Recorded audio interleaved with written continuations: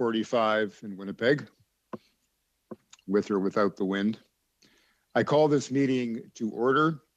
Welcome to meeting number 9 of the House of Commons Standing Committee on Public Safety and National Security.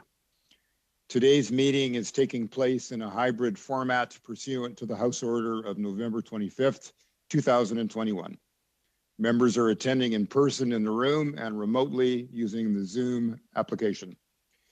The proceedings will be made available via the House of Commons website. And so you are aware, the webcast will always show the person speaking rather than the entirety of the committee. For members participating in person, proceed as you usually would when the whole committee is meeting in person in a committee room. Keep in mind the Board of Internal Economy's guidelines for mask use and health protocols. Before speaking, please wait until I recognize you by name. If you are on the video conference, please click on the microphone icon to unmute yourself. Those in the room, your microphone will be controlled as normal by the Proceedings and Verification Officer. When speaking, please speak slowly and clearly. When you are not speaking, your mic should be on mute. A reminder that all comments by members should be addressed through the chair. With regard to a speaking list, the committee clerk will advise the chair on whose hands are up to the best of his ability, and we will do the best we can to maintain consolidated order of speaking for all members, whether they are participating virtually or in person. Pursuant to the order adopted by the House of Commons on Tuesday, December 7th, 2021, and the motion adopted on Tuesday, December 14th, 2021, the committee is resuming its study of gun control, illegal arms trafficking, and the increase in gun crimes committed by members of street gangs. With us today by video conference, as an individual, Christian Pierce, criminal defense counsel and author, and representing the Port Coquitlam and District Hunting and Fishing Club, Keith Lowe, president. Up to 5 minutes will be given for opening remarks, after which we will proceed with rounds of questions. Welcome to all. I now invite Mr. Pierce to make an opening statement of up to 5 minutes. Sir, the floor is yours. Thank you, sir. Thank you for having me. I'll try to cut right to the point. As the speaker has just indicated, I started out as an author. I was a journalist for many years, which culminated in a book about gun culture and violence from a hip hop perspective titled Enter the Babylon System. I had a co-author, allocated a lot of the book to what's called diversion. Diversion is the process by which legal guns turn into illegal guns, largely through theft. Diversion, as I did research for the book, came somewhat surprisingly as such a huge factor in the availability of illegal firearms. I presumed, and it's still a factor obviously, that most guns were coming from the United States. Obviously they are trafficked across the border, but I think it's about 50% of crime guns start as legal guns owned by legitimate Canadian gun owners. They then are stolen or otherwise find themselves into the black market and become crime guns to be used for, obviously, crime.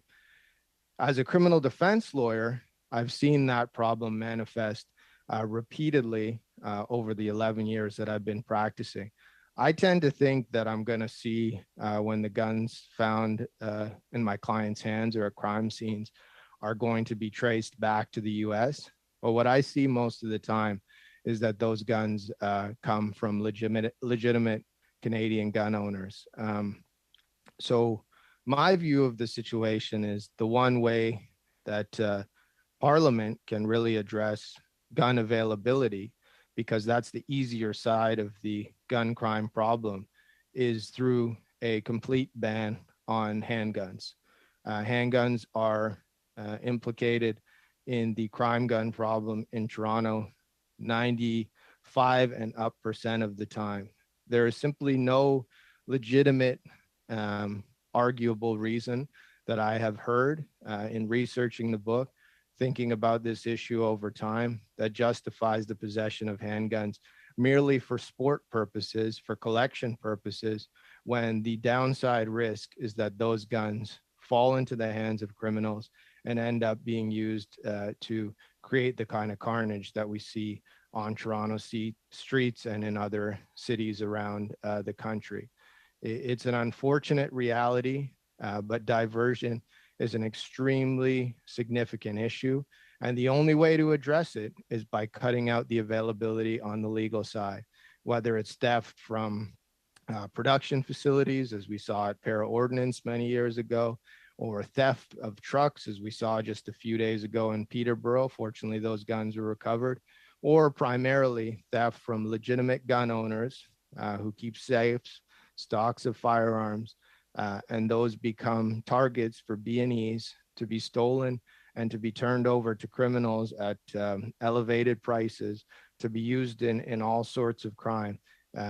Diversion is the biggest thing that Parliament can focus on to address the gun issue, the gun crime issue.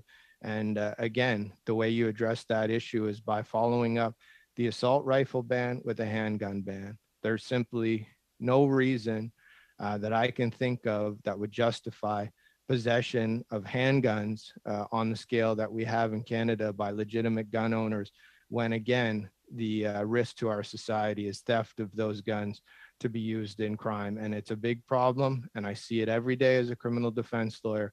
My clients in possession of guns that started legitimately owned and now are being used to carry, shoot, and kill people on the streets of my city. If not to go that far, Parliament could consider a cap on handgun ownership. It's one thing you can argue for sport shooting purposes that people may have a pastime, they may enjoy it, they may wish to go to the shooting range and open fire with a handgun. That's something to be considered. The value you put in that is one thing, but them having 5, 10, 20 handguns defies any rational argument when the risk is that those guns will be stolen in aggregate globally and then become crime guns on the street. And I've talked to weapons enforcement. Please wrap it up in 10 seconds, please. Sure. I've spoken to weapons enforcement officers and they highlight the issue with B&Es of legitimate gun owners who are targeted by organized crime for theft of their weapons to be turned into crime guns on the black market. Thank you very much. Mr. Lowe, I now invite you to make an opening statement of up to 5 minutes, sir. Thank you, Chair. Thank you to the committee members for inviting me to speak on behalf of licensed gun owners and the members of my club. My name is Keith Lowe. I'm the president of the Port Coquitlam District Hunting and Fishing Club. We are a nonprofit society and shooting range serving the Metro Vancouver area, including the riding represented by Mr. McKinnon, who's given us his valuable time on this issue on more than one occasion. Our range serves over 3,000 active members who engage in sport shooting, hunting, fishing, and archery. We are one of the largest outdoor ranges in BC, and we are a training center for multiple law enforcement agencies, including the RCMP and the police forces of most of the cities in Lower Mainland. Similarly, our members are drawn from all the major urban centers. We are urban firearms owners who are in the same communities that are impacted by gang crime. I myself, I'm a hunter and a competitive shooter. Madame and Monsieur, our members share concerns of what appears to be the growing incidence of open gang violence in our communities. Like all Canadians, we wonder why people turn to the gangster lifestyle, and we applaud constructive efforts to put a stop to gang violence and address the root causes that promote gang activity. Where possible, we cooperate with the police, we vet our members, we instruct them on the safe and legal use of firearms. We rely on the same licensing conventions that our government uses that should prevent criminals from gaining access to firearms. When needed, we have raised concerns with the Chief Firearms Officer of BC and are bound to report illegality that we witness. Our club has always had active and retired law enforcement officers serving as staff and on our volunteer board of directors. In short, we are a place where gangsters would probably want to be the furthest away from. I would suggest to the committee that legal firearm owners are fully supportive of constructive efforts against gangs, against illegal trafficking, and towards social changes that would deter those away from the gang lifestyle. However, Recently, efforts by the federal government appear to be aimed improperly at licensed gun owners, who are among the most vetted citizens in the country, targeting those who are fully on side against gangs. Among the suggested changes were giving cities and provinces the ability to restrict firearms while ignoring the fact that gang members pass freely from one jurisdiction to the next, who already disregard laws against illegally transporting firearms or owning them without a license. You've likely heard that the vast majority of so-called crime guns are flooding through our borders from the United States and elsewhere. Somehow, despite all the background checks on Canadian owners, controls on how licensees buy and sell firearms legitimately, criminals are apparently able to get what they need to support their gang business through foreign sources. Perhaps the committee should ask why, even during COVID and strict border controls and a population that was largely locked down, guns from abroad continue to stream through our border and show up at crime scenes.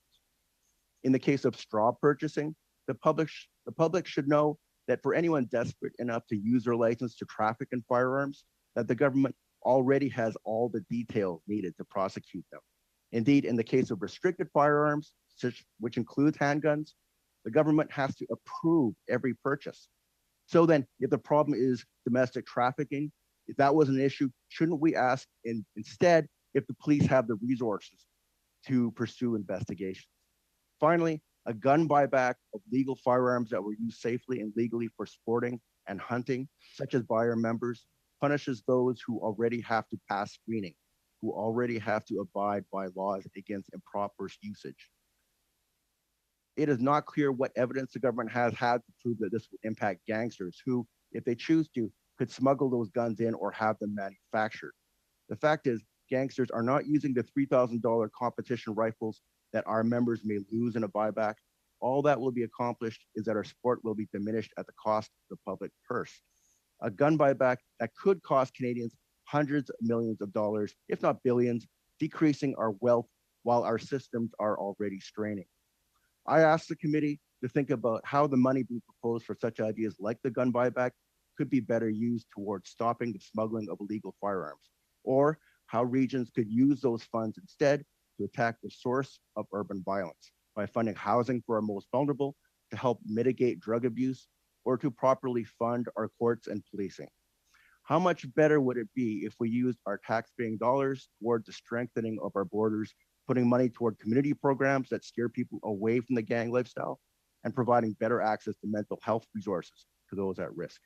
These are the measures I believe that would unite Canadians, and I urge the committee to direct their efforts to exploring those areas. Thank you. Thank you very much. Now I will open the floor for questions. Leading off in the first round, Ms. Dancho, over to you for a 6-minute slot. Thank you very much, Mr. Chair. I'm going to speak slowly given my connectivity issues. I'd like to thank the witnesses for their interesting testimony.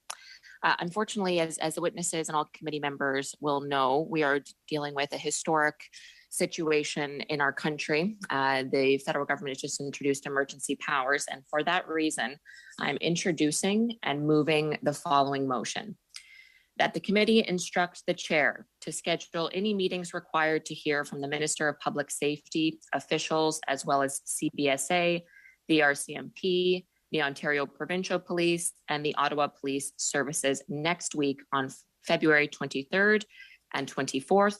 And if that if a requested witness or organization does not appear, the chair shall add a portion of committee business at the next available meeting to discuss the non-appearance of the witness or organizations.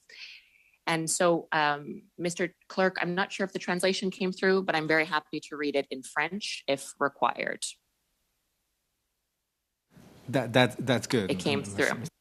Okay, so I'm formally introducing and moving this motion for debate and a vote. Thank you, Mr. McGregor. I see your hand up. Go ahead, please. Thank you so much, Chair, and thank you to Ms. Dancho for presenting this motion. I think I've just had the clerk make a distribution of the amendment that I'm proposing to Ms. Dancho's motion. So it is there, I believe, in both official languages, and it would make some slight changes inserting the language, pursuant to the motion that was adopted on February the 15th, just so that we have a base of reference, and really just changing the language so that it's a request to the chair, it's subject to the availability of the witnesses, and giving the chair a few more options in terms of the dates next week. So I don't want to confuse everyone by reading it out. Everyone should have a copy of the proposed amendment to the motion in front of them. So I'll leave it there, and that's the amendment I'm now moving, Mr. Chair, to the motion. Thank you, Mr. McGregor. I see a hand up from Mr. McKinnon. Thank you, Chair. And I appreciate this motion and I appreciate the amendment. I think there are important things to discuss. However, we do have witnesses before us at the moment. And in respect of those witnesses, I therefore move that the debate be now adjourned. Are you saying that the debate be suspended or adjourned? It's a dilatory motion. I move that the debate do now adjourn. Okay, then we have to vote on the motion to adjourn. Clerk? Point of order. Mr. Chair, you are on mute. Of order on a dilatory motion. Correct. So we will have to vote on the motion to adjourn. It's admissible. You cannot. Go ahead, clerk.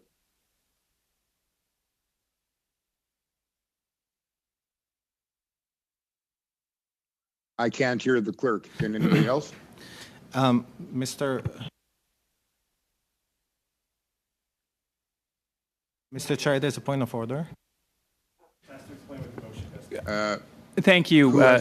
Thank you, Mr. Chair. It's Mr. Lawrence Phillip. I'm a substitute here, and I'm pleased to be here. So for this motion, I was under the understanding that you have to that you can't adjourn the debate. That you just have to. What was the right word?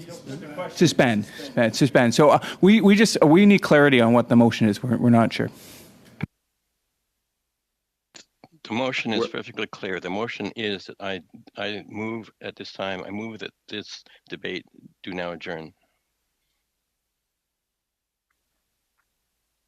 So a motion to adjourn debate is not debatable. So then, clerk, I believe that you have to call a vote on the motion to adjourn. The question is that the debate be now adjourned. The motion doesn't go anywhere. We can bring the motion back later, but we don't. Mr. Muff? Yes. Mr. Chang?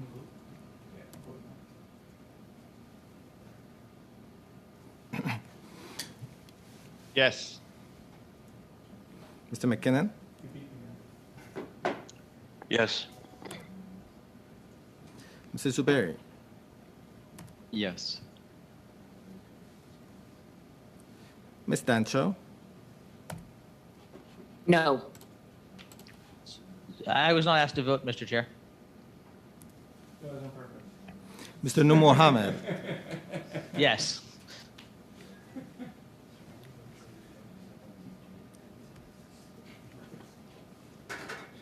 Mr. Lawrence? Nay. Mr. Shipley? No. Mr. Van Popta? No. Monsieur Lemire? Je vote contre la motion. Mr. McGregor? No. Mr. Chair? Yeas pour, 5, 5. Nays contre, 6, 6. Then the discussion on the motion and the amended motion continues. Do I see other hands up? Yes, Ms. Demoff. Thank you, Chair.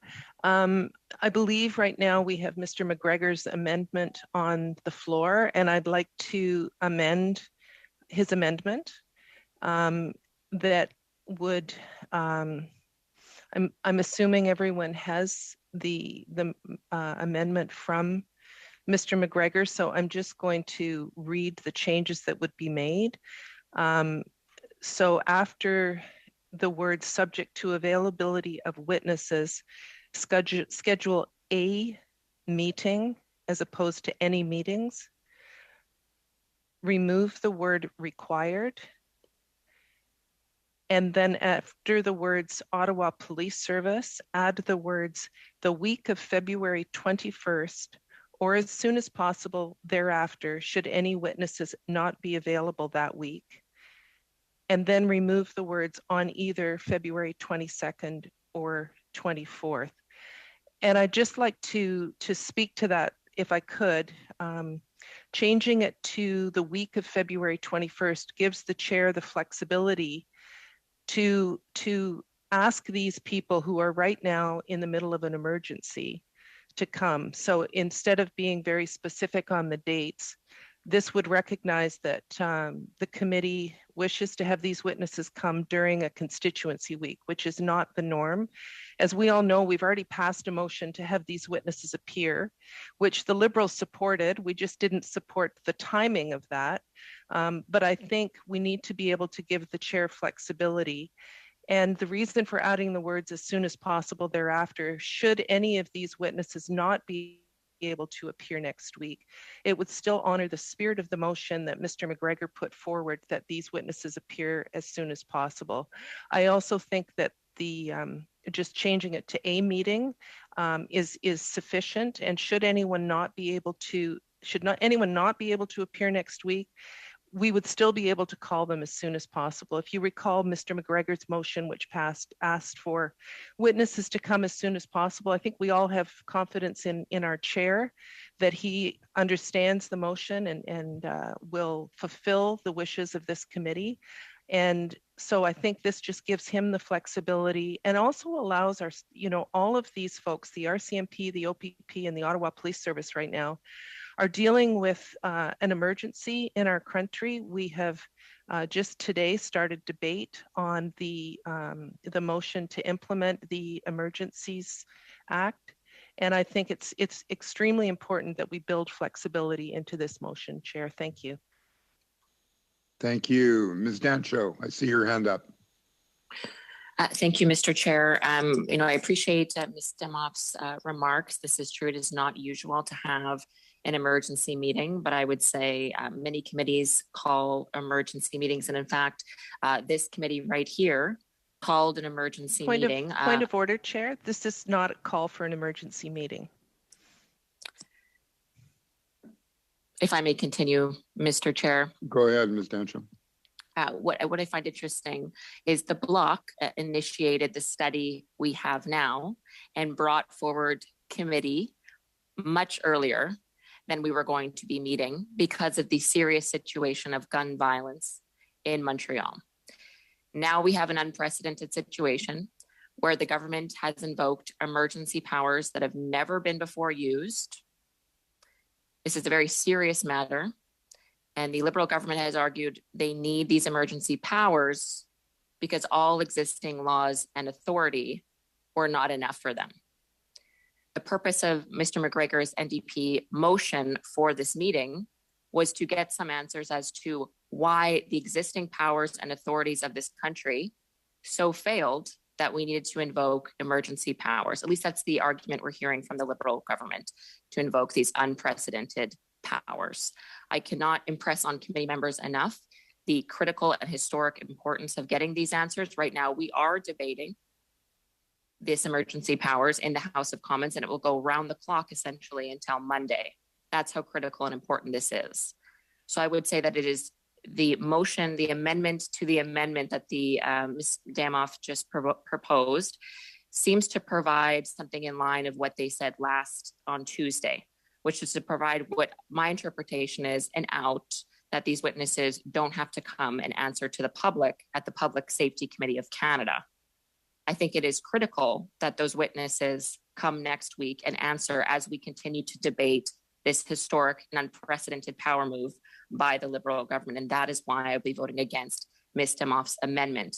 It is critical that we hear from these witnesses as soon as possible. I would like to hear from them today, in fact, and I think all Canadians would like to hear answers of why the authorities in this country and the existing laws in this country were, as the Liberals have argued, not enough for them, and they needed to invoke unprecedented emergency powers. I'll be voting against this amendment. Mr. Chang, I see your hand up. You have the floor. Thank you, Mr. Chair. Having now declared a public order emergency, we will table, this is an emergency and it's a public safety emergency. And to have this motion now during this emergency, I don't think it's proper for us to do this now, because all the emergency service, the RCMP, the OPP, and the Ottawa Police are all engaged in this emergency that's going on in our country. And I believe we should hold off till this thing is over, or when it's possible to get it done. Mr. McKinnon, I see your hand is up. Thank you, Chair. I will support the motion or the amendment, both amendments actually. However, I do feel that this motion itself is unneeded. It's unnecessary. You know, part and parcel of the calling the emergency measures into effect is that there is a legislative requirement for a committee of parliamentarians to be struck to investigate precisely the rationale behind the call, whether there is in fact a need for it, and so on and so forth. You know, a committee this is going to be their direct responsibility, their direct. This will be their purview. I don't see any reason that we should be spending time on this committee for something that is going to be done again at great length in due course. And I think it does a grave disservice to our witnesses who are here to speak to us about this study in hand, which is gun violence, guns and gangs, and so forth. And they've prepared for it, and we should have an opportunity to hear from them, to hear their testimony and their suggestions on how we can move forward on this also very, very important issue. Mr. Lemire, I see your hand up. Please go ahead. Thank you, Mr. Chair. I would like to draw the following reflection to the committee. Our committee is in a hybrid mode, so we can sit virtually as MPs, but not everybody has access to that technology. We have to take into account the security aspects of the House personnel when we are calling this meeting. It's urgent to do these meetings next week, and I think we should read the sub-amendment. So can we have the text before we move to the sub-amendment of the amendment proposed by Ms. Demoff? Mr. Zuberi, I see your hand up. Mr. Chair, yeah, I would like to echo some of what's been already said in terms of the Emergencies Act. There is clearly a very robust mechanism for review immediately, very soon after the act is not anymore in force. And so coupled with what we heard from one of our colleagues on this committee, Mr. Chang, who himself was a police officer, and myself having a military background, I can imagine that when you know, policing agencies are in the midst of an operation, it's not helpful for us as politicians to jump on in and start to try to direct these police forces on the ground that are involved in very serious and sensitive operations. I think it is wholly appropriate that after these operations are conducted and concluded, that we have a review and that we examine what happened, why things happened as they did happen, why were these trucks, you know, came into Ottawa, rolled on in without the police stopping them before.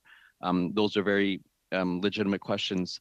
to be asked. However, we're in the midst of an operation right now. Police are doing their job. They're in uniform. I myself have parked into the parliamentary precinct, and I had to go through two checkpoints.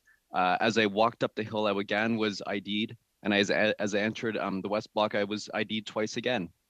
So if we are going to ask these managers of the police and those who are directing these operations to come on in, then those operations that are happening on the ground in real time will not be as effective. So my very strong suggestion to all of us on this committee is let the police and let the agencies do their work on the ground in this moment in time, and we can grill them right after, and that is our job.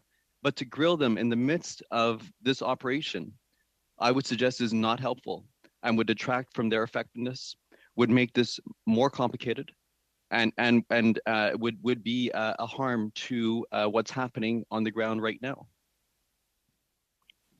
Thank you. Mr. Noor Mohammed, I see your hand is up. Go ahead. Thank you, Mr. Chair. Like everyone on this committee, like all Canadians, I'd like to know why it is that trucks were allowed to roll into the center of Ottawa and hold the entire city hostage. I'd like to know why it is that supplies were able to be brought in without any restriction. I'd like to understand why the Ottawa Police Service didn't do more. I'd like to understand why members of the official opposition thought this was perfectly acceptable and in fact chose to spend time with the very people that have held the city hostage. All Canadians would like to know that. I would like to know that. But like Mr. Zuberi, like Mr. Chang, I've had the benefit of working on the public in the public safety world. I spent time in the department. I've spent time with officials that I know are working hard to try and figure this out, from the RCMP, from CSIS, from CBSA. This is not the time. This is not the time to be asking them to drop the important work that they should be doing to try and keep Canadians safe, to be clearing these blockades, to be moving these terrorists, these domestic terrorists out of these places where they're holding Canadians hostage. But certainly afterwards we can.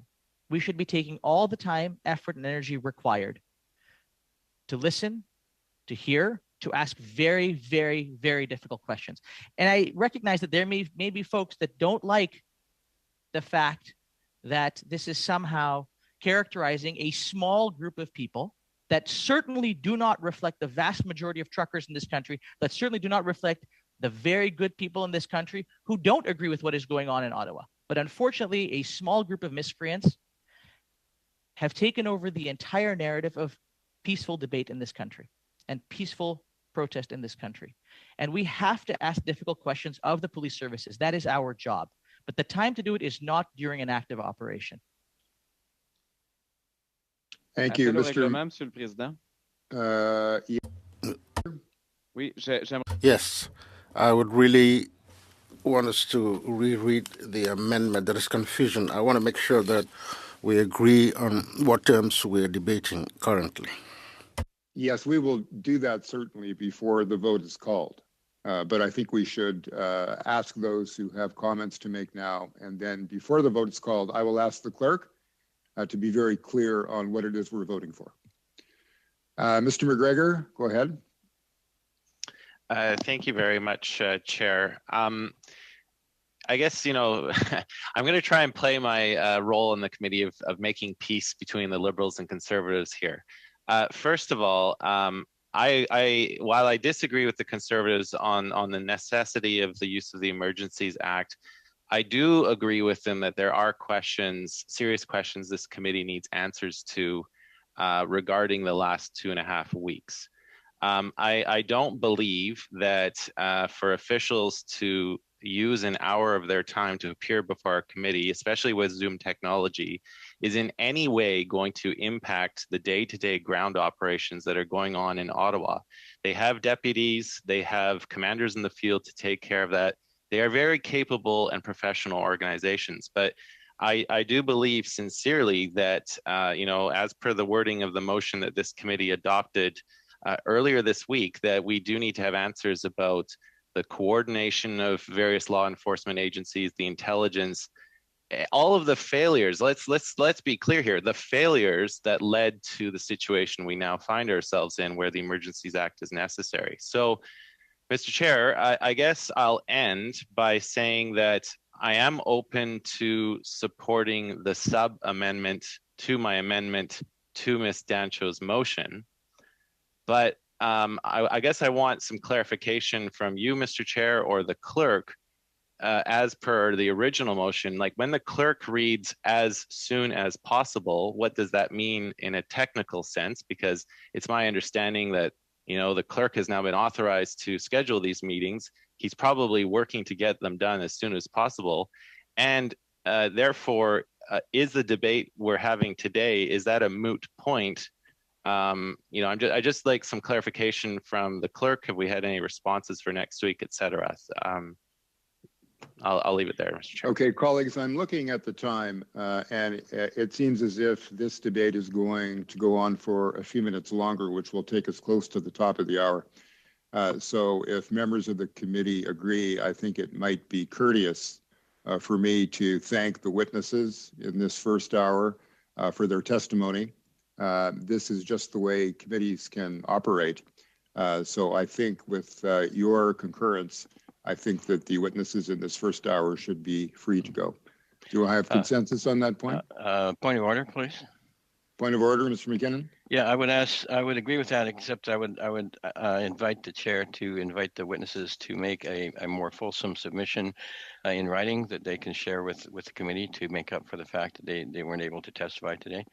And I think I absolutely want to thank them both for being here today, and regret that we're unable to hear directly from them further, but would look forward very eagerly to any written submission they might want to offer. Yes, well, I think that's a very good idea, and I would invite them to do just that. And on the committee's behalf, I would like to thank them for appearing. At least we were able to hear their first opening remarks. It's unfortunate that the events didn't allow for a fuller discussion. So thank you very much, witnesses. We appreciate your involvement here today. May I ask members of the committee to put their hands down if they've already spoken and don't want to speak again. Otherwise, it's difficult to know what the order might be. Ms. Demoff, I certainly saw your hand up for a while. Go ahead. Thank you very much, Chair. And just to Mr. McGregor's point, I appreciate him trying to balance the red and the blue. I think we all appreciate that. And I just want to be clear, my amendment, which is what we are supposed to be debating right now, not the full amendment, my amendment only changes the dates to the week of February 21st, so that the chair is not restricted to 2 days next week. So it's still open to meeting next week. And I just want to clarify, this is not an emergency meeting. This motion is not being brought under a 1064. It is a motion that will require the support of the committee. So the amendment I brought forward was week of February 21st, requiring us to sit in a constituency week. I added to that, as soon as possible thereafter, should any witnesses not be available that week, specifically because none of us can see the future. None of us could foretell that the Ambassador Bridge was suddenly going to be blocked. None of us could have foretold that Ottawa would be under siege now for what has been 3 weeks. We can't tell what will happen next week, and I think we need to give flexibility and honor Mr. McGregor's initial motion, which said as soon as possible, that if for some reason any of these witnesses are unable to appear next week when it's scheduled, that they will appear as per Mr. McGregor's initial motion, which was as soon as possible. And I think the committee has been very clear to the clerk and the chair that the committee wants this to happen sooner rather than later. I think that's been conveyed very clearly. I don't think there's any reason to question the integrity of the chair or the clerk that it won't happen as soon as possible, but none of us can know what will happen next week. And if we schedule a meeting on Thursday next week and there's something that happens, we want to hear from these folks. And if we only say they appear on one day, it doesn't give the chair, it just quashes what was originally in Mr. McGregor's motion, because now we'd have to bring a new one forward. So there was no nefarious reason for adding as soon as possible thereafter. It was to recognize that we're in an emergency right now. We can't anticipate what's going to happen in the future, and we need to give the chair flexibility, and we need to honor the original motion, which was to hear from these folks. So I think it's becoming, we're starting to debate on the main motion, but I think to question the integrity of the chair and clerk to not know what we want to do. And I think in fairness to them, we need to give them flexibility next week to see when is the best day for these folks to appear. And if something happens, then they will appear as soon as possible thereafter. So that's the intent of the amendment to Mr. McGregor's amendment. So I really hope that colleagues will be able to support this and that we can move on to debate the rest of the motion. Thank you. Ms. Dancho, I saw your hand up, but you've disappeared from my screen. Are you still there? Mr. Chair, I'll save my comments for the rest of the debate. Thanks. Okay. Mr. Then Chair? I'll move to, yes? I'm sir? sorry. We have Mr. Van Popta in the room. Okay, Would Mr. like to Van speak. Popta, go ahead. I can't see the hands up in the room, so I'll have to rely on the clerk as he has just done. Thank you, Mr. Van Popta. Yeah, good. Thank you, Chair, and thank you, Clerk, for alerting the Chair to this. I'm going to speak against Ms. Damoff's motion only because I think it takes away from the urgency of us having to have these meetings now. If it is as soon as possible, then it may end up being the next week or the week after that. And yes, I don't. It does not at all take away from the integrity of our clerk and our chair to make this happen ASAP. But the point is that this is urgent. We need to do it now. The study will not be to look into the current operations, but to come to a better understanding of how we got to this point in the first place, where the government feels that they need to take upon themselves this extraordinary power available under the Emergencies Act. So I would urge, and also, we committee members have to plan our week as well. And so I think it's very important for us to stay with the stick with the determined dates and make the meeting happen. For those who are saying, well, the officials, law enforcement people may not have time to come to the committee. We're talking about 1 hour. And one of the earlier speakers had also made the point that with Zoom technology is just so much more readily accessible. And furthermore, I would note that the police authorities have daily briefings, so they certainly have the time to do that, to reach out to the public, to keep them informed. Surely they have time to come before the Public Safety Committee and explain to us what is going on. So thank you very much. Clerk, are there any other hands up in the room? No, Mr. Chair. Okay. Mr. McKinnon, I see your hand is up. Thank you, Mr. Chair. I just want to respond to Mr. Van Popta. The whole question about how we got to this point cannot do anything but talk about operational issues that are underway now, issues that have been underway for the last 3 weeks, issues that pertain to a clearly ongoing situation. I think it's going to be difficult for law enforcement to speak to ongoing operations. I think it's difficult, for them to give us proper answers that might interfere with their, what they're doing going forward. And I don't think it's a matter of so much an hour of their time, although it is never going to be an hour of their time. It's always an hour of their time plus some time for their staff and themselves to prepare and so on and so forth. But the question is, their time needs to be better spent elsewhere. We will be dealing with this issue very, very strenuously as we go forward with a parliamentary committee devoted specifically to this. And after we have a little bit of perspective in a day or two or a week or two, we will be able to evaluate how we got to this point and what worked and what didn't in a much more fulsome way. Thank you. I don't see any other hands up. So, Clerk, remind us on the sub-amendment. We'll vote on the sub-amendment and then the amendment into the motion. So please read to members of the committee the sub-amendment that will now be called to a vote. I'll try my best, Mr. Chair.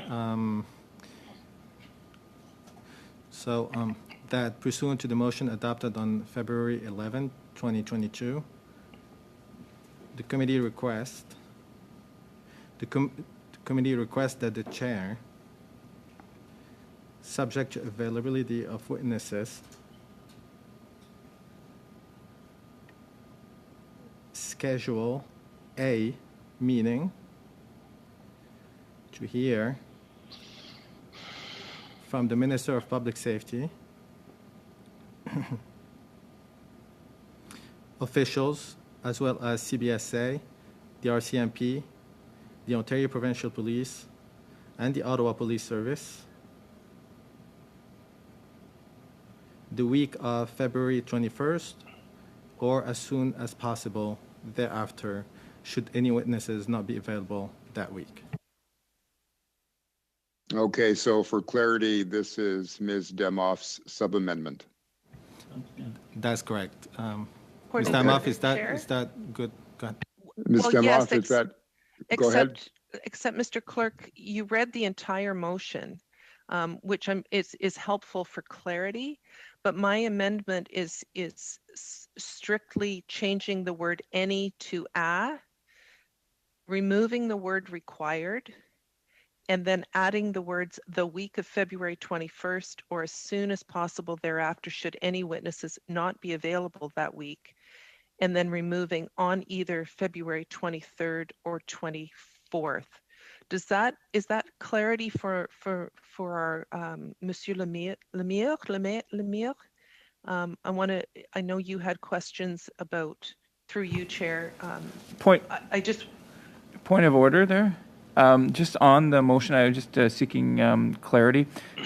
When the motion says that if I believe if any of the witnesses are unavailable, then it gets pushed back next week. Is it just that one particular witness that'll get pushed back, and then we'll have a separate meeting after that? Can I respond, Chair? Yes, go ahead, Ms. Demoff. My intent was that it would only be the witnesses that were not available.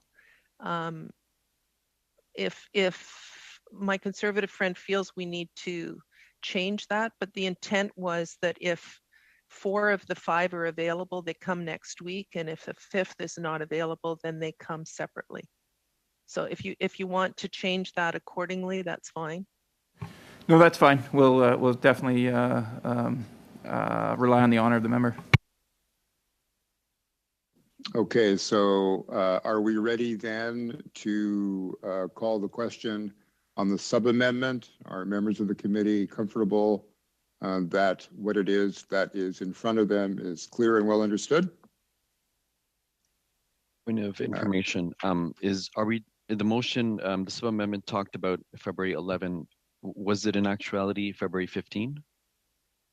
Just a question on that. Yes, it was. Sorry. That should read February 15th. Yeah, I fixed that after. Sorry about that. Okay, so clerk, you have that change and noted it? Yes, Mr. Chair. Okay, then I think we're ready to call for a vote on the sub-amendment when you're ready.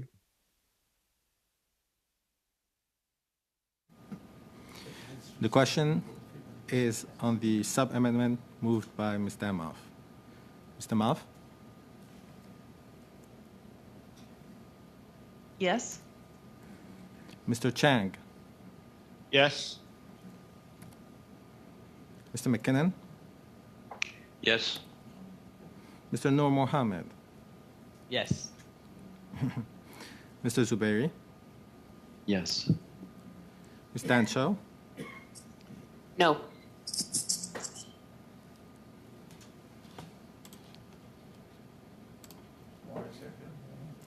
Mr. Lawrence? Nay. Mr. Shipley? No. Mr. Van Popta? No. Monsieur Lemire? Je vote en faveur du sous-amendement. Mr. McGregor? Yes, in favor. Mr. Chair, yeas pour, 7-7, nays contre, 4-4. So the sub-amendment passes. can we now move to the amendment? And clerk, can I ask you please to remind members the substance of the amendment that will be before them, please. I'm going to read the motion with the amendment. The motion and the amendment. That's correct, yes. Okay. That pursuant to the motion adopted on February 15, 2022, the committee requests that the chair, subject to availability of witnesses, schedule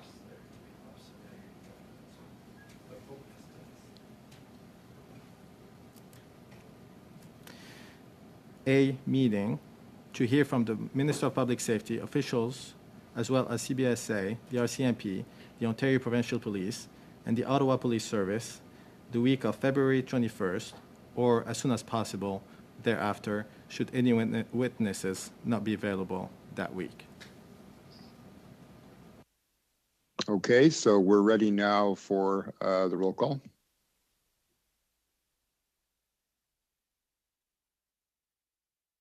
Ms. Damov has raised her hand, Mr. Chair. Ms. Damov? Thank you, Chair. I just want to again thank our NDP colleague for the amendments to this motion, to making them far more reasonable and respecting the situation that we are now in across our country. And I think it's we will be supporting his amendment. It's something that is important for this committee to hear. I do wish we were hearing from these folks later, but we are commencing as soon as we're finished this current study, a study on IMVE. We will be able to hear from some of the players that have been involved in this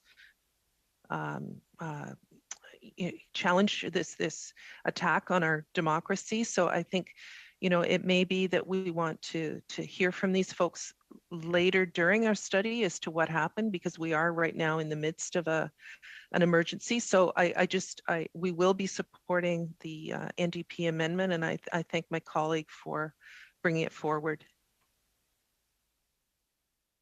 Okay, thank you. Clerk, can you proceed with the roll call on the amendment, please? Yes, Mr. Chair. The question is on the amendment moved by Mr. McGregor. Mr. Moff? Yes. Mr. Chang? I vote yes. Mr. McKinnon? Yes.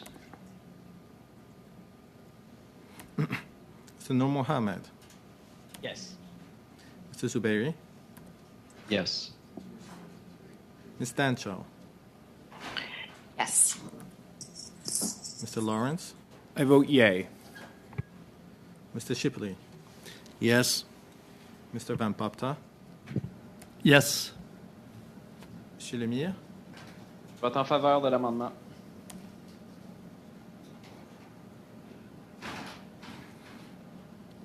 Mr. McGregor?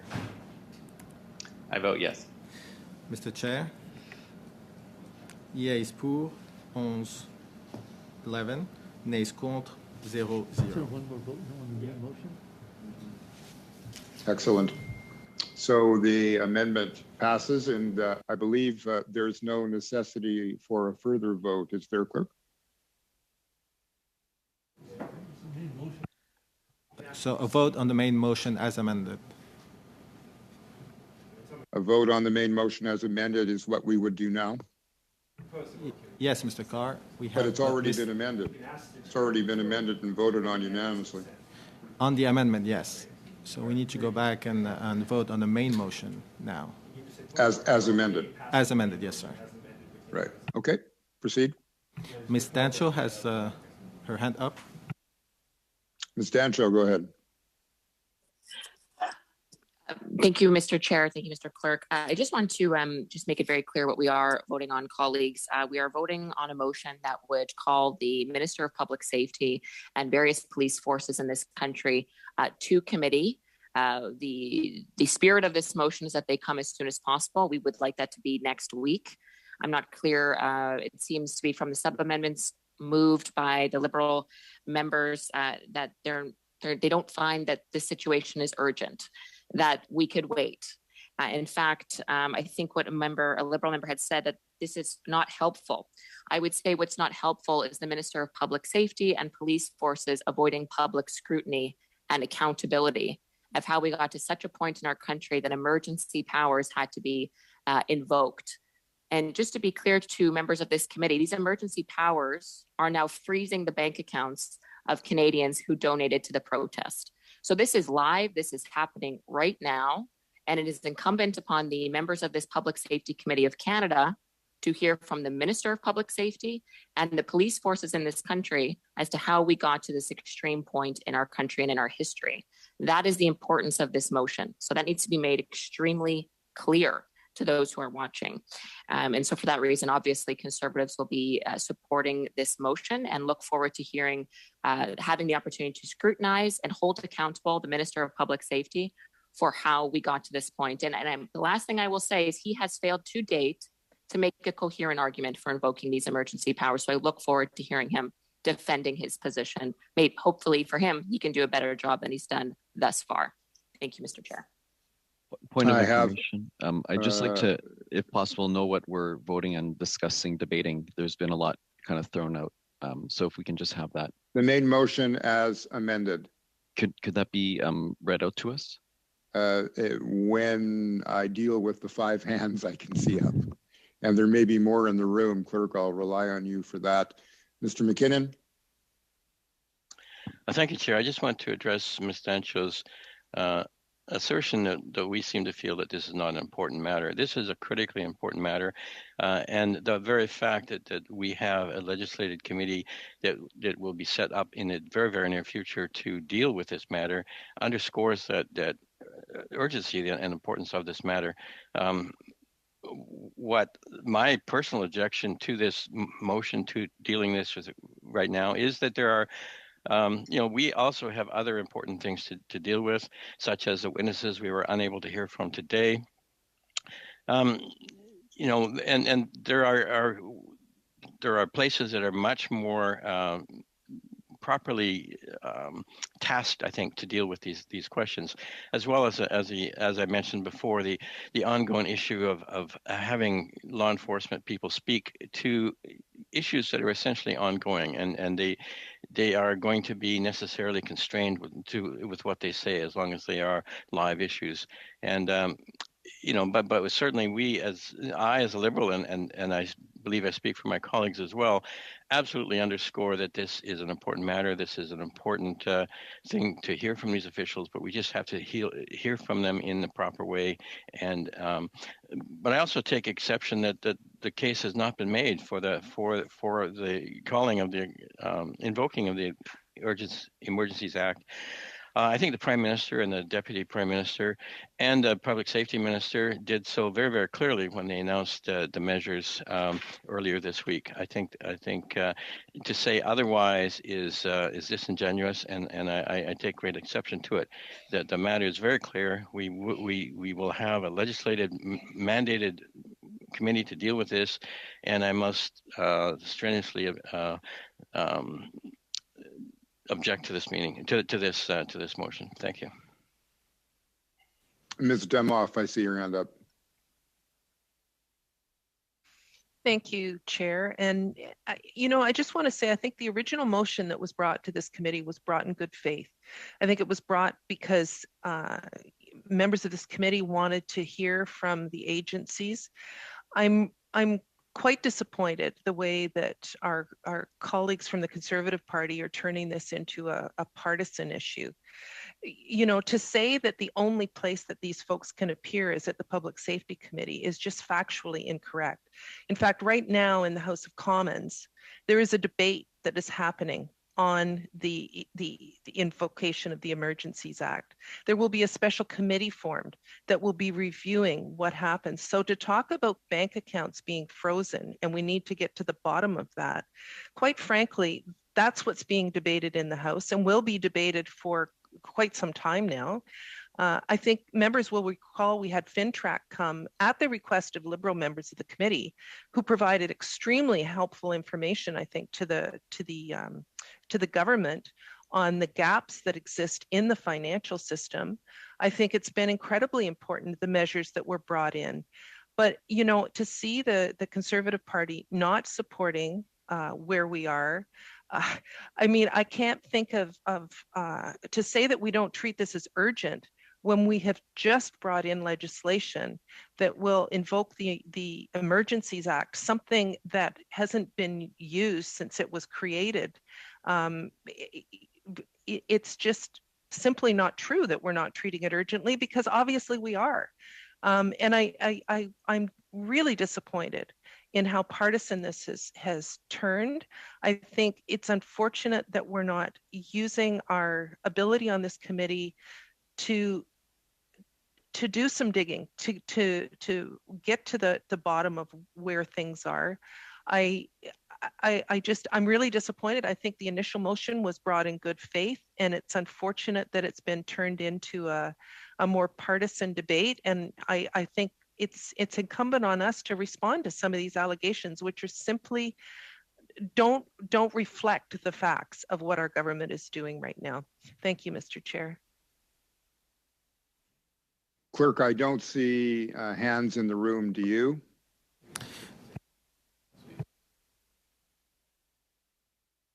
Mr. Lawrence, Mr. Chair. Mr. Lawrence, go ahead.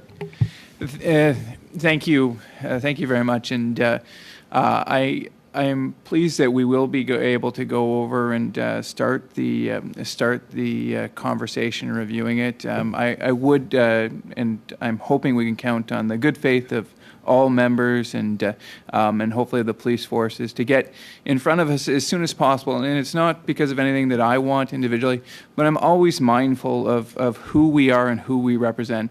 I represent the 120,000 people of Northumberland, Peterborough South. And so I believe that those 120,000 folks more than deserve the opportunity of 1 hour of a police officer's time to explain to us exactly what is going on in our country. We have the Emergency Measures Act, and the honourable member, Ms. Damoff, certainly points out the fact that this will be discussed in the chamber. But I think that we can actually add to that conversation, add to those discussions. And why would we wait until afterwards to dissect what went wrong when maybe we can help the government not do what is wrong in the first place? Instead of it, to me, it's much better to prevent the milk from being spilled than to start complaining about it. So while I think it's somewhat regretful that the member has said that this is partisan in nature, I can assure her that myself and all the members here, intentions are good. We want to make sure that this doesn't go the wrong way. This is a very potentially a dangerous situation, and we want to make sure that the lives of Canadians and police officers and those who are sworn to protect us are in the best possible position to make sure they succeed and that we can go forward in a united and prosperous Canada. Thank you. Thank you. Mr. Noor Mohammed, I see your hand is up. Thank you, Mr. Chair. And I want to just take a minute before I start. I think it was Mr. Lawrence who just spoke, and I think we all share a desire to return to the Canada that is governed by peace, order, and good government. Now, where those are the principles that we believe in. Now, what I find troubling or disappointing about this is that indeed, I think that the motion, and I have a tremendous amount of respect for Ms. Dancho, the motion was brought in good faith. I think it does, in fact, lead to a lot of questions that a lot of us ask, which is, how did we get to where we are? How did this situation devolve in Ottawa? And I note specific reference to the OPS and to the OPP, who do not, by the way, fall under the purview of the federal government. I noticed those specific references. And so I think everyone, certainly the citizens of Ottawa, want to know what happened, how systems failed them, so that we've ended up where we are. There's no question about that. I think you'd have to be blind not to realize that what is going on outside Parliament Hill. But if we think about the question of how did we end up here? I note that in Ms. Dancho's motion, there is no mention of the Emergencies Act. So now we are conflating these issues. We are bringing these two issues together. How did we end up in the situation in Ottawa with now this being the committee that is going to investigate and ask questions of the Emergencies Act, or so it seems from what we have heard from our friends opposite. So I guess the question is, if we are starting to look into what brought us here, I think there are going to be a lot of difficult questions that need to be answered. Difficult questions that need to be answered about how it is that members of the opposition thought it appropriate, reasonable, to engage with folks who were holding the city of Ottawa hostage and encouraging them. But that appears not to be the purview of this committee right now, and perhaps is not something that Ms. Dancho would like to explore through this conversation. But I do think these are questions around which Canadians deserve answers. There is a parliamentary process that is in place to investigate, understand, articulate, think about what has happened with the invocation of the Emergencies Act. There is a debate going on in the House of Commons as we speak. Some of our colleagues here will be speaking in that debate over the course of the next several days. But if we start to think about what we as a Public Safety and National Security Committee can do, we can create the conditions and the room space required to ask and answer difficult questions.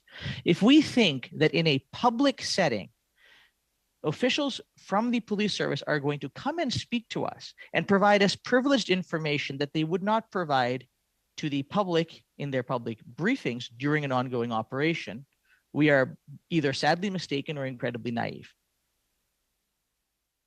So if we are going to have these conversations, and I am fully supportive of having these conversations, I want to be very, very clear about this, then we should do this once live operations in the city of Ottawa are over, especially because this specific motion refers to the Ottawa Police Service and the OPP. On a personal level, I think that if the operations in Ottawa are over, that's a perfectly reasonable time to start having conversations about what happened in Ottawa.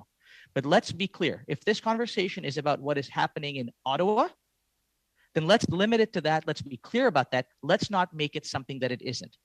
Or let's be honest about what this actually is, and let's have the debate about that. Thank you, Mr. Chair.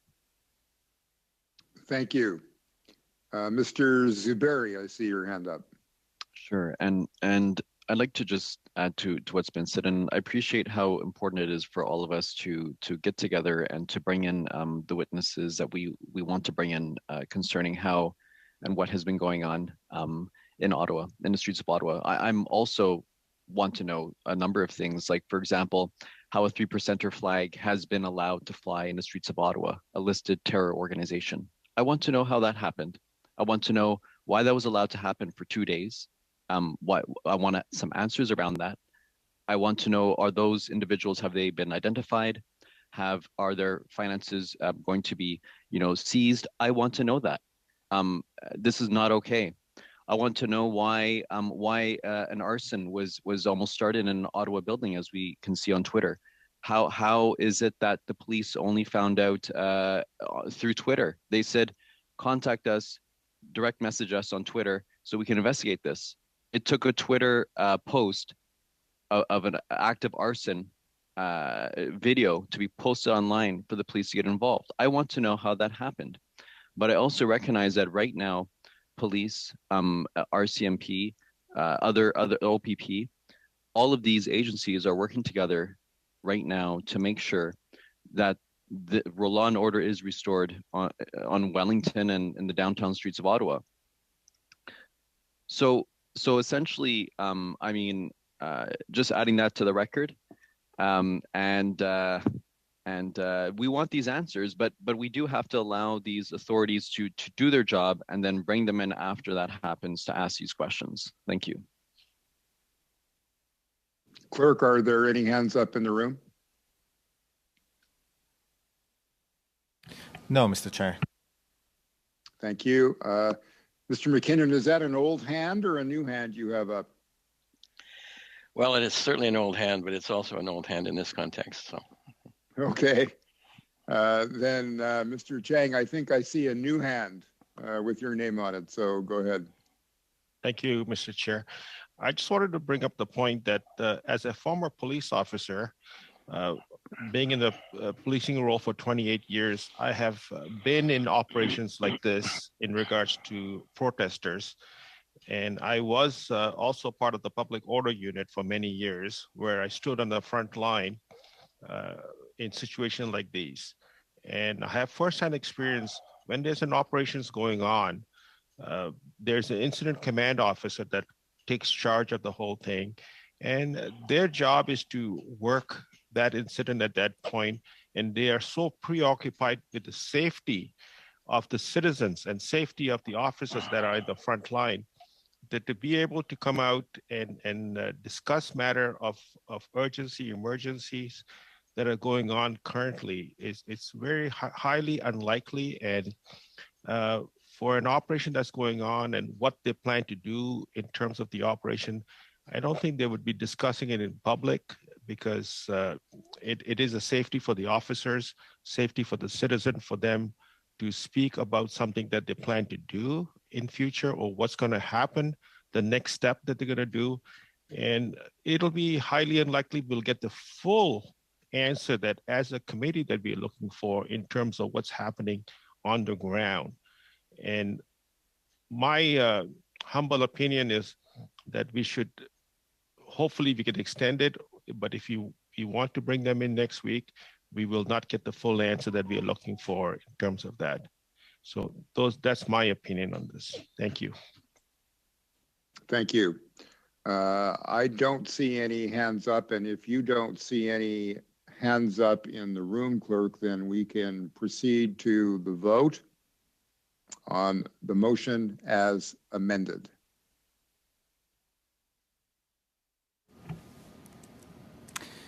The question is on the motion moved by Ms. Dancho as amended. Mr. Muff? Yes. Mr. Chang? I vote yes. Mr. McKinnon? I vote yes. Mr. Noor Mohammed? Yes. Mr. Zubairi? Yes. Mr. Lawrence? I vote yay. Ms. Dancho? I vote yes. Mr. Shipley? I vote yes. Mr. Van Papta? And I vote yes. Monsieur Lemire? Je vote pour la motion. Mr. McGregor? I vote yes. Mr. Chair, yeas pour, 11-11, nays contre, 0-0. Thank you very much, members of the committee. That was an excellent exchange. So now we will suspend the meeting so that sound checks can be accomplished with our new witnesses. So take 5, and we'll come back and use the time remaining to the top of the hour for this next group of witnesses. See you in 5.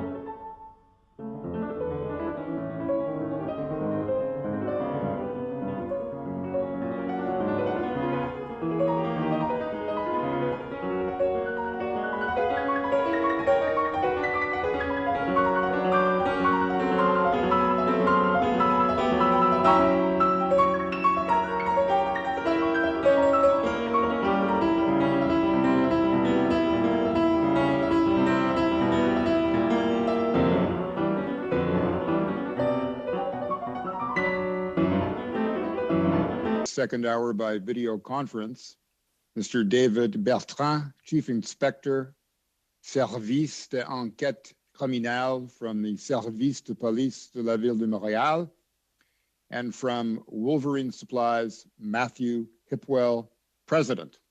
Up to 5 minutes will be given for opening remarks, after which we will proceed with rounds of questions. Welcome to our witnesses. Monsieur Bertrand, I now invite you to make an opening statement of up to 5 minutes. Sir, the floor is yours. Parfait, merci beaucoup. Thank you. I would like to thank you for your invitation to share some of the efforts made in fighting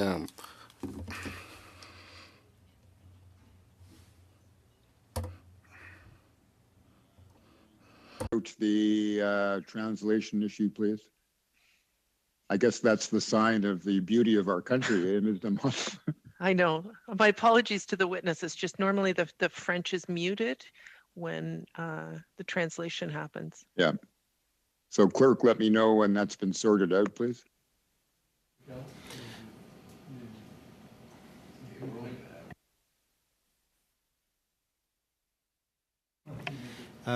Monsieur Bertrand, est-ce que vous pouvez sélectionner français seulement ou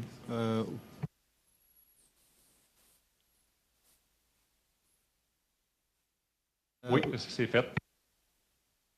Est-ce que vous m'entendez bien? Est-ce que c'est parfait? Can you hear me well? Yes. Go ahead, Mr. Bertrand, with the chair's permission. Great.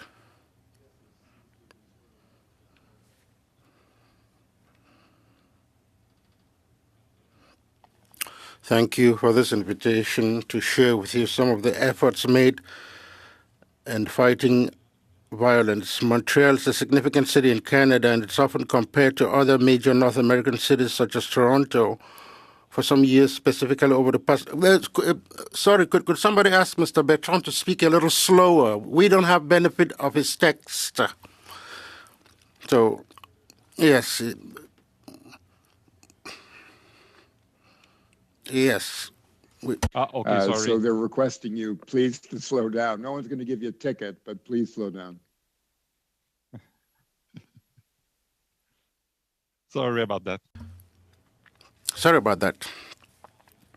For Montreal, the events have gone from 89 in 2020 to 180 events in 21. Murder attempts using firearms have stayed stable, 56 in 2020 and 53 in 2021, but there were 32 in 2019. The murders committed using firearms have gone from 5 in 2020 to 19 in 2021. And despite that, Montreal is still a safe city, and the SPBM is deploying many efforts to assure the security of citizens in Montreal, especially by putting into place different teams, the Delta team, to fight firearms trafficking, which has been integrated into the strategy called Centaur. It's a provincial strategy to fight firearms trafficking. The number of arrests related to firearms has also increased. It's gone from 213 in 2019 to 330 in 2021. So there were 308 in 2020. We must understand that investigations related to firearms are very complex, very demanding to face some of the legal requirements, but also the people involved in those investigations. Evidence is based mostly on technical investigations, and very few victims are willing to participate in these events. As for the arms seized in Montreal in 2020, there were 1,070 arms seized, 269 handguns. In 2021, even if the total number is a little lower, it's 963 arms seized, there were 360 handguns seized.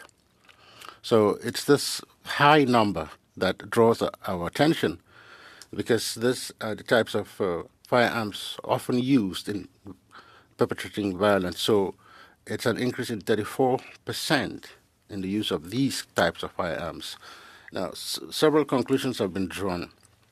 There is a greater accessibility in terms of illegal firearms use over the past few years. Even the arms traffickers sometimes openly go around the neighborhood, that there is an increased use of firearms amongst the youth. And there is something of a feeling of impunity, a gun culture that's well established, some sort of strengthening of that. And sometimes these gangs actually laud the use of firearms. And all of these events explain this increased use of firearms and the increased number of violent actions involving firearms. We must also face certain realities. that is the use of the social media by these criminal gangs to show off their lifestyle and show their enemies that they are great, and they will continue using that. To face armed violence in Montreal, our group has come up with a strategic plan. All police officers have been mobilized in short-term, medium-term, and long-term actions. This plan is based on two frameworks: an integrated and concerted strategy and a stronger involvement of all stakeholders. Now, this plan takes into account 5 significant axes. We want to make sure that there is collaboration within our organization, but also other police agencies. It's a shared responsibility in fighting arms trafficking and also boosting the feeling of safety within the community. It's the police presence in the field, optimizing the structures of investigation, and establishing partnerships with other services. Seconds, please. Oui, parfait. Il n'y a pas de problème. Okay. And just in ending, we believe that we have to come up with more legislation to ban these handguns. And we would also like to have better control over our borders and strategies to fight firearms importation, and also discussions on minimum sentences in certain contexts of possession and use of firearms. Thank you. Mr. Hipwell, you now have the floor for up to 5 minutes for your opening remarks. Please proceed when you're ready.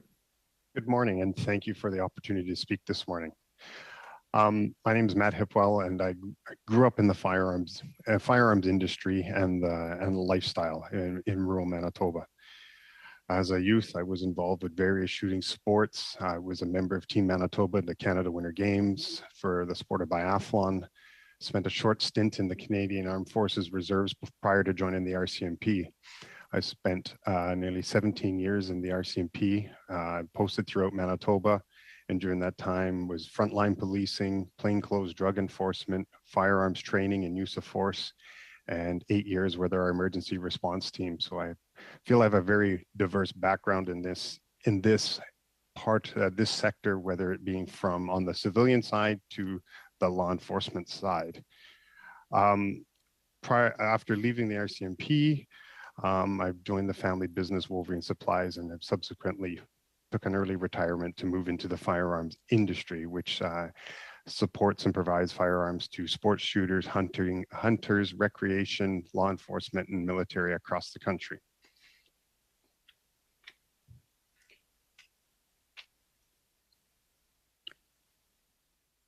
Historically, the government has spent billions of dollars on firearms legislation, regulations.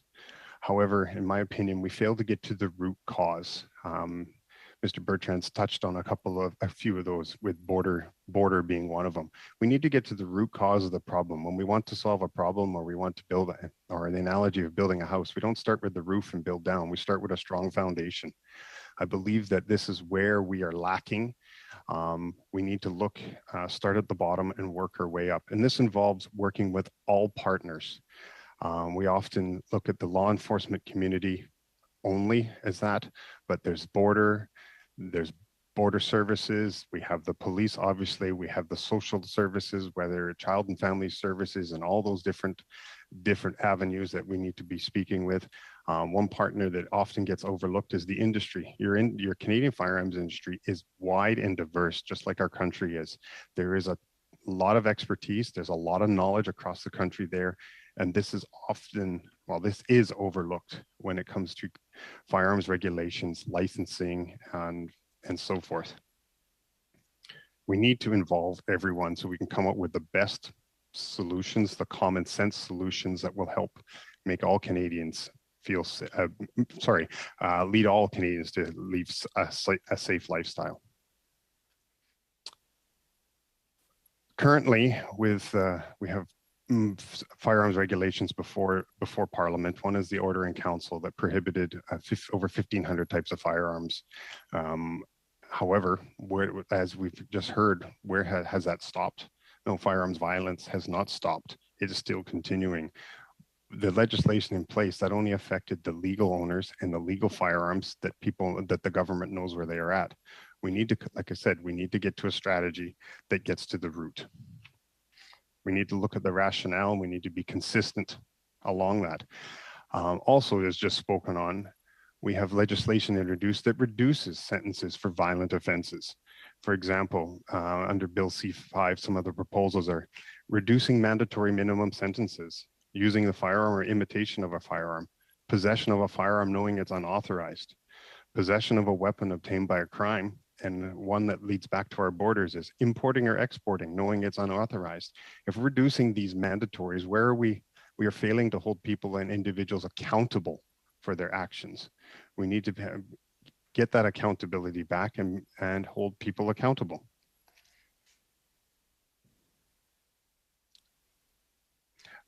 Along with this, I just recently observed through CTV News, there was an expose on the homicide rates in Toronto. Toronto this year in 2022, there's 12 victims, 7 of them are under the age of 25, 5 of them are under the age of 20.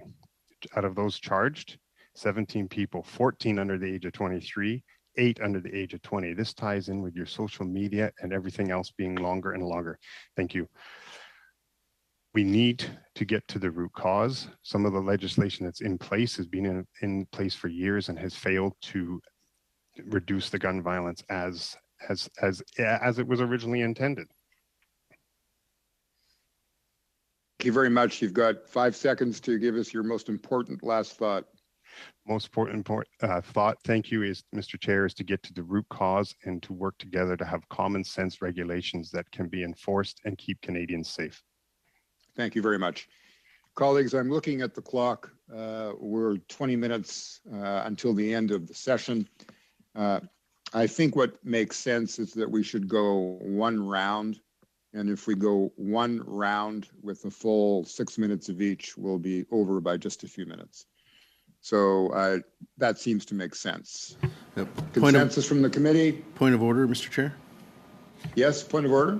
It's Mr. Shipley here. Just our thoughts are perhaps we could do 2 rounds of these witnesses. We haven't done a lot of questioning today, and I'm sure we'll be tight and we'll be short on our recommendations in our 3rd hour. Would that be at all possible to do 2 rounds and just take a little bit of the 3rd hour? I'm in the hands of the committee. The suggestion is made that we go the full 2 rounds, which would cut our deliberation on advice in half. Is there any? I don't see any hands up. Ms. Demoff, not in agreement. Other opinions? No.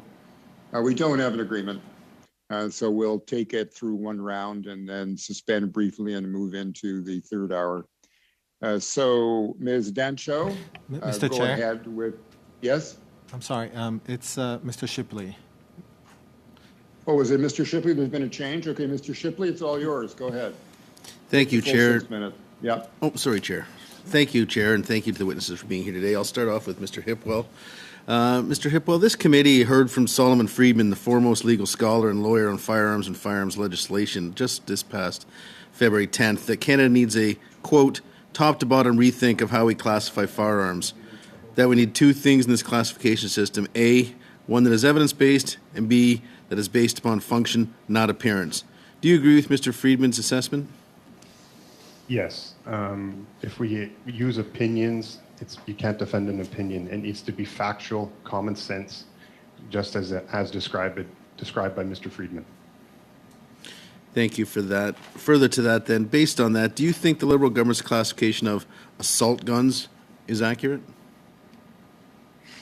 No, I do not, because again, appearance and opinion comes into the factor. It needs to be factual, evidentiary based. Keep it simple so everyone can clearly understand what it is. It makes everyone's jobs easier and simpler. Everything from the police to the manufacturers to the owners to the government to the court system, rather than having these interpretations and opinions brought in.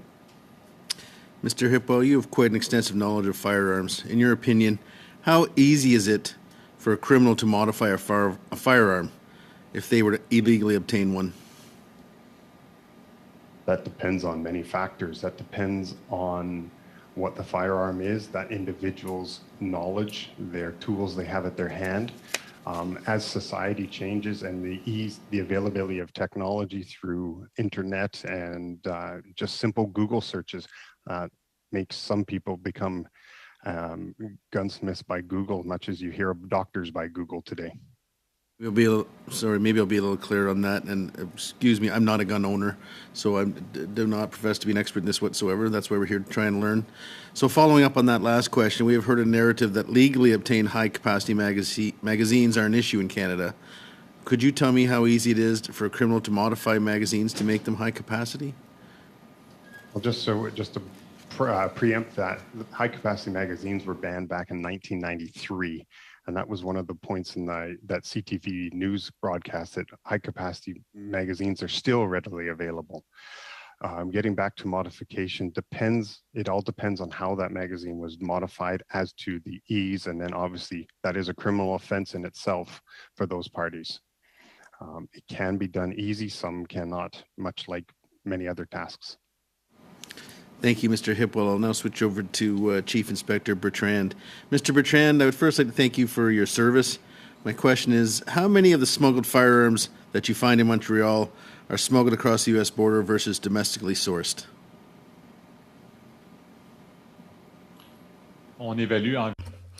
It's about 80% of arms on the market, on the illicit arms market currently that are seized, that do come from the United States across the border. Thank you for that. Do you think a handgun ban would be effective or enforceable in your city?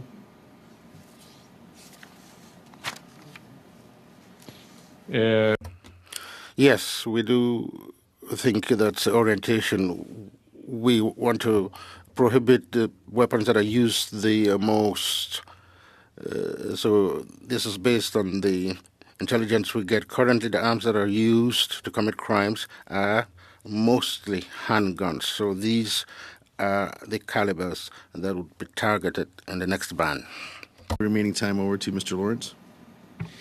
Thank you. Mr. Hipwell, in your considerable experience as both in law enforcement and now being in the firearms industry, what in just your anecdotal, if you don't have empirical evidence, what percentage of those firearms being used by criminals were legally obtained as opposed to ones that came across the border illegally? I don't have anything specific from my time in law enforcement, but listening to what my colleague just said about 80% being smuggled, it makes it wonder how a handgun ban would be effective if 80% of the firearms are seized were smuggled illegally into the country to start with. Of the individuals who you do business with, the firearms owners that you are known of, are you aware of any? And if so, how many have been involved in any type of illegal firearms crimes, such as murder or other firearms-related offenses? Off the top of my head, not aware of any that I have personally dealt with. Thank you. And so, would you, in your estimation, say that the root causes of firearms crime is illegal smuggling, is criminal activity, is gang violence, or would you think it would be law-abiding firearms owners? I would say the root cause is coming from the gang side, the criminal activity, not the legal firearms owner. So do you believe that banning and otherwise regulating already highly regulated firearms owners will see any significant reduction in gun violence in Canada? Just a 10-second response, please. Sorry, we're out of time. Okay, sorry about that. Quite simply, no. And history is starting to show that with the legislation that's already in place and how ineffective it has been. And that's why I'm saying get to the root cause of the issues, not the objects that we're dealing with, like the border security and the gangs themselves as an organization. Okay. Thank you very much. Mr. Zuberi, over to you for 6 minutes. When you're ready, proceed, please. Merci à tous les témoins d'être ici avec nous. Je veux poser quelques questions. Ask a few questions to Mr. Bertrand. You have spoken in your testimony about this feeling of impunity amongst those who use firearms to commit crimes in Montreal. And it was also in the newspapers, the Montreal Gazette, in October 2021, that there is a feeling of impunity amongst the youth in Montreal. Sense of impunity when it comes to firearms and the misuse of firearms. Oui, mais tout d'abord, Yes, this is what we have noticed for the past 3 years. There is a strong feeling of impunity in the use of firearms. So young people are not even afraid of showing themselves off, carrying these weapons on the social media. They are not afraid of going about town with arms. More and more often we see people that are making a show of force. I'm talking about gangs, people that make this show of force on the social networks. And we have seen some video clips during investigations, people displaying 8 arms, and investigations showed that these were real weapons. So there is this feeling of impunity compared to the past. You had a crime, and people would drop the weapon and the crime scene, and this is less because people didn't want to get caught in possession of arms. What we're seeing now more and more is people are no longer leaving these weapons on the crime scene. So the fear of getting caught red-handed with the crime weapon, that is disappearing. And when we stop vehicles in the past, a few years ago, you could see one weapon inside the vehicles. Now gangs, when they're stopped, we see 2, 3 weapons sometimes inside their cars. So there is that feeling of impunity. Now, what's the origin of this feeling of impunity? I think there are several ways to explain that. Yes, the arms are becoming more and more common. The fact that people are talking of using these weapons for personal protection. So this is a perception within the milieu. When you're talking about impunity, it's still an individual perception of the person going around. Second question, then I would have to give the rest of my time to Mr. Noor Mohammed, but it was also on the issue of firearms. So you said in the past, in 2021 October, you said right now the costs for these weapons have also increased in Montreal. Can you explain it? Yes. We have tried to come up with several explanations. Yes, prices have tripled, even quadrupled over the past few years. Arms that cost $1,500 5-6 years are now being sold for $5,000 to $6,000. So that's quite huge. When you consider that people are no longer leaving these arms on the crime scenes, partly it's because of the high costs. So there is also the issue of supply and demand. So there is the supply, and the costs are skyrocketing. And in cases of arms resales, there is a lot of middle people, and everyone wants to get profit. You know, these arms are bought. You come up by compiling documents, just like buying medication, or drugs. We see that there is a lot of intermediaries. People take risk, and so they have to take their cut, and this raises the cost. So I'll give the rest of my time. Merci. Thank you, Mr. Zuberi. I have I'll keep my questions very brief. Mr. Hipwell, thank you for joining us. I'd like you to talk to us about the WK-180, which you've designed and built with Kodiak Defense. Gun enthusiasts have said that this basically gives people an access to the AR platform, AR being the AR-15, class platform, but not restricted. The big plus to the WK-180C is access to many of the AR platform's infinite aftermarket parts. Why would you want to put into the hands of people a weapon that is effectively a non-restricted version of an AR-15 type semi-automatic centerfire rifle? Well, this rifle is a non-restricted platform. It conforms with the sport shooting market and the varmint hunters and many shooters requirements in Canada. But if this is a, you know, something that the average person likes, I mean, why? I'm trying to understand though, what is the motivation for creating a weapon that is functionally the same as a legal version or a non-restricted version of an AR-15, which is probably the most well-used weapon thus far, assault rifle in mass shootings in the U.S.? In the U.S., you use U.S. statistics. We live in Canada. I'm aware of that. My question is, why would you want to create a weapon that is functionally the same as an AR-15 and provide a legal means for people to obtain that? This firearm, that base platform was already designed. It wasn't something new. It's based off a firearm that was a non-restricted firearm already in the Canadian market. So it's okay. Thank you very much. Out of time. I'm sorry. I'm always apologizing for being out of time. That's the way it is. Next up is either Ms. Michaud or Monsieur Lemire. I have both names on the list. Whichever the two of you wants to go next, you're up. Merci, Monsieur le Président. Thank you, Mr. Chair. That would be me. Thank you.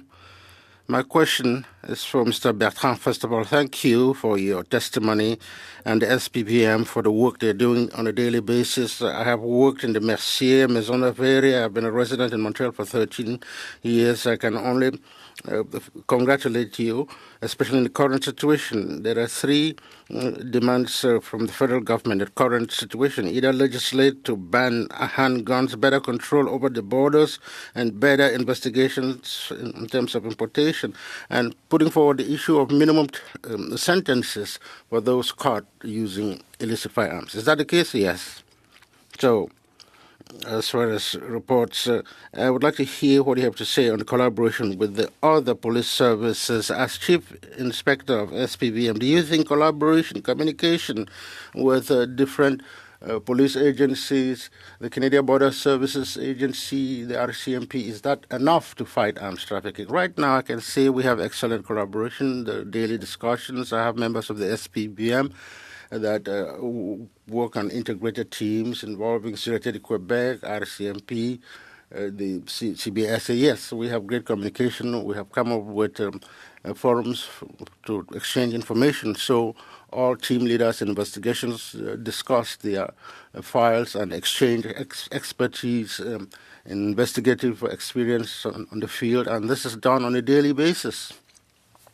So the exchange of information is going on quite well within the different police services. You're aware of the Centaur strategy that we came up with a few months ago, and things are working quite well. Thank you. The government set up a bilateral Canada-United States committee since 2021 in the spring. Are you satisfied with your work? What assistance or expertise does this committee provide in controlling firearms? And have you had better arms on import strategies that have come from this? I'm not fully aware of the work of this committee. I think some of the investigative strategies we are seeing around right now, they're still evolving. It's the same roots as the drugs. So once we come up with a strategy, there's another one. Right now, we see people that buy legal arms in the United States for $300-400 US, and they try to bring these weapons into Canada through different routes. That's a common strategy. Right now, we're trying to eliminate these different stratagems as much as possible, but you know that criminals can be quite innovative, and we're trying to keep track of them. Now, some of the measures to warn you of prohibited weapons that are smuggled, is it mostly handguns? Yes, it's mostly the arms parts. We're talking about illegal importations, like Polymer 80. You have these ghost guns. people that import quantities of firearms illegally in rough form, ghost guns, and they modify them, and then they get parts ordered in through the Canadian Postal Services. So when you have 3 orders, and you can build a weapon. Once you have the frame, the carcass, you can use parts and fabricate a firearm. So a better control in the purchasing of those parts would be necessary. And these arms can become even more dangerous when they follow these methods. Last time we talked about the complexity of investigations given cultural networks and the culture of violence. It's become a lifestyle, and people don't seem to be afraid of imprisonment. It has become a way to promote oneself just for having a reputation in the neighborhood. Are these resources adequate to face the more and more challenging investigations? Yes, social networks do assist people to recruit. It's about their colors, their actions. I'm talking about what's happening in the gangs. So people don't want to lose their credibility on the social network.